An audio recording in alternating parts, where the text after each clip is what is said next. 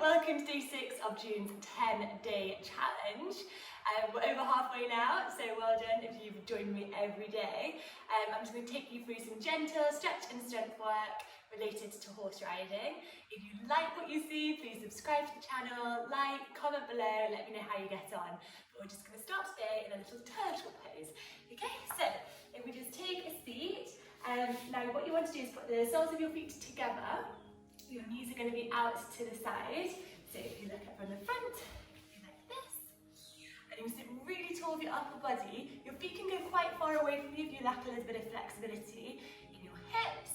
And then all you're going to do is spread your arms through, palms can face up towards the sky, and then you're just going to fold forward. So you sit slightly different to the other pose that we did earlier on in the challenge. You're going to try and melt your heart forwards to the ground. So the soles of your feet are further away from you. It's good, so we're just working on our hips in a slightly different way, but it's still going to loosen off those thighs, loosen off those knees, so we shouldn't unintentionally grip due to lack of flexibility, and our horse will be able to move with freedom underneath us. So just some nice deep breaths in and out. Good, so we're just going to start with a nice breath in through the nose, out through the mouth, and then from here we're just going to carry on breathing in through the nose and out through the nose. On each inhale, let's see if you can breathe a little bit deeper into the joints and fold a little bit further forward. That's it. Good.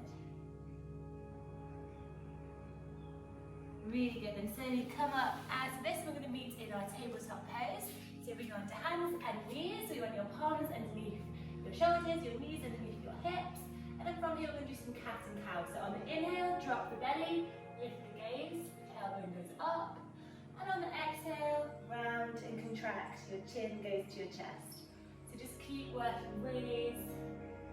Just waking up that spine. And as you do this, try not to just rely on your existing flexibility points. Let's try and stretch into those parts that are a little bit stiffer. Good, it's really easy just to rely on those parts that are already flexible when you do this. Good, so keep the breath going. This is really good for relaxing your back, and it will help you with your body aids. Really good.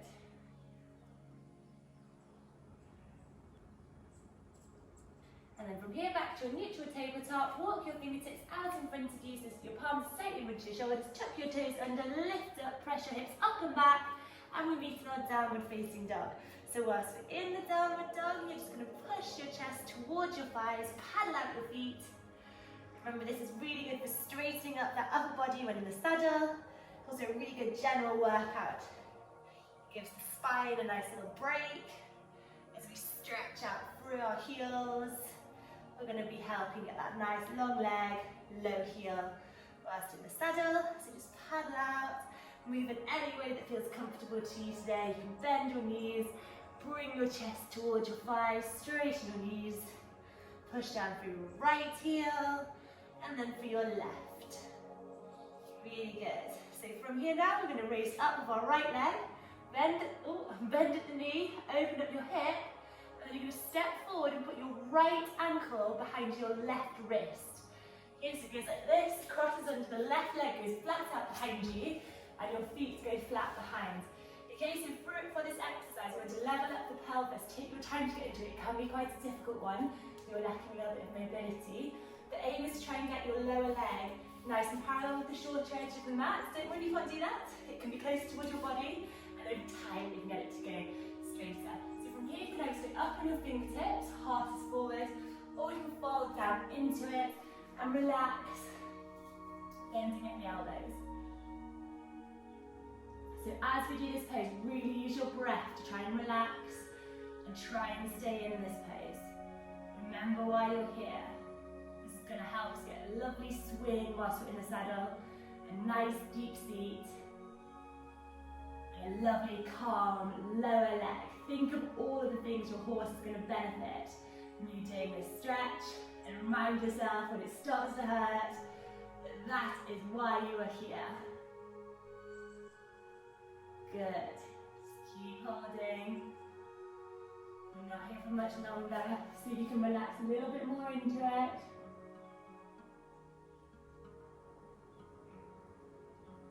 Good. And then you can slowly start to come back up. You're going to keep your forearm on the mat. Your feet can go up behind you. There's two different variations for this.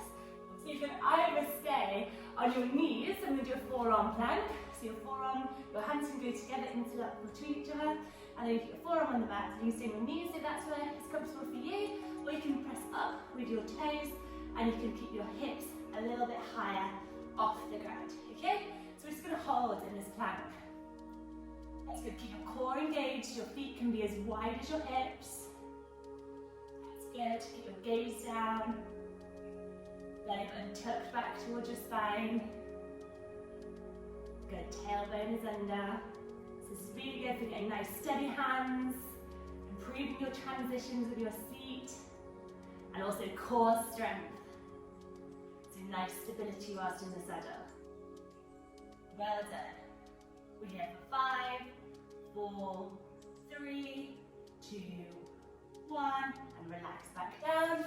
We're just going to do a little Sphinx pose. So your forearms can stay on the mat, heart goes forward, hips are on the ground, and we just bend there, free the back. Very good. Keep your gaze forward. And then we're slowly going to move back up in downward facing dog. So make sure your palms are in front of your shoulders. And we just paddle out the feet a little bit so we can get our heels to drop a bit closer to the mat. Now we're doing a few more stretches. Really good. And then we'll lift up our left leg up to the sky, bend at the knee, open up the hip, drop that right heel towards the ground, and then look past your hands, step your right ankle behind your left ankle, behind your right wrist. And then just relax down into it. Try and square off that pelvis. Plantus forward. Stay up if you want to, if that's more comfortable, or you can join me and relax down into it. Good, try and push those hips towards the floor. Really good.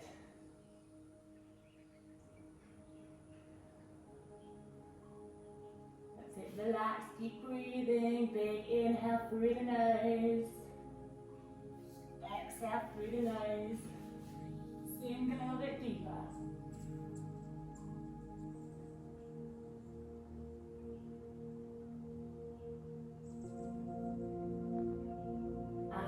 Slowly press up. We're going to stay on our bellies. Make sure you've got enough space in front of you and out behind, because we're going to do a little core workout now. Okay, so hopefully you're not too tired from the plank. So we're going to keep our arms out in front of us. We're going to engage through our stomach, and we're going to lift up with our arms and our legs. Okay, so they're just hovering off the ground. Okay, now this might be enough for you. This might be where you stay and you relax out of it, and then you go back into it. You're going to keep your gaze down, so you're going to keep your arms and your legs lifted off the ground. So that might be the one for you. If it's not, you can lift your right arm up and then your left arm up. So it's up and down, up and down. Good. A little go. And then the next variation is your legs. Up and down, up and down, up and down, up and down. Good. And we want to join me. So go up for our right arm and our left leg. So go up, back down to a hovering position. Then our left arm, right leg, up, back down to a hovering position. Keep working through that in your own pace.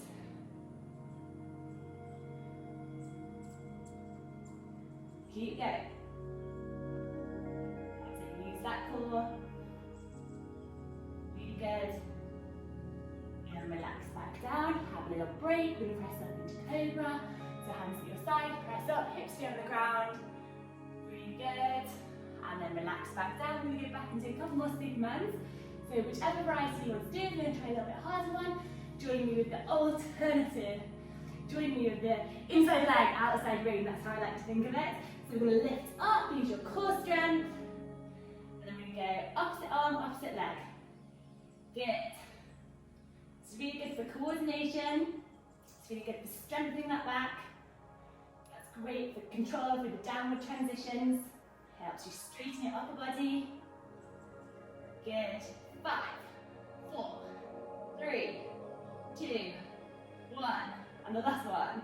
And relax it back down. Really good. We're just going to press back into a wide-legged child's pose to finish.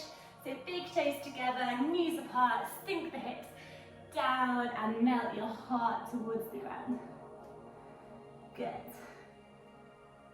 Just let your breath come back to normal in this pose. This is the last pose of the day, so if you want to stay here for any longer, you can do. And if not, you can press up and you can finish. Okay? So well done for joining me today. I hope you enjoyed it. If you did, please like, subscribe, comment below, and I look forward to seeing you tomorrow. Bye!